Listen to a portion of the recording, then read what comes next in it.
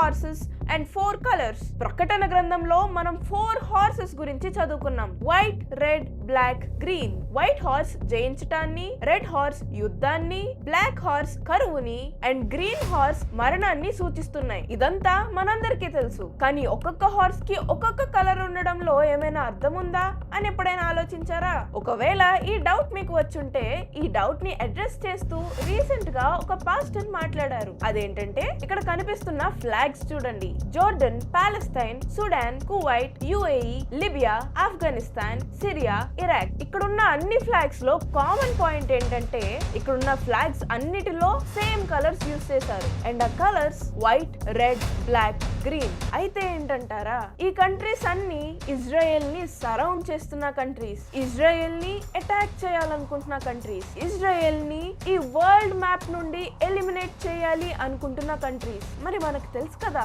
బైబిల్లో ఉన్న ఏ విషయాన్ని అంత ఈజీగా తీసుకోలేమని. సో ఇది కోఇన్సిడెన్స్ అంటారా, లేదా దేవుడు మనం డీకోడ్ చేయాలని దాచిన చిన్న మర్మం అంటారా? Comment down.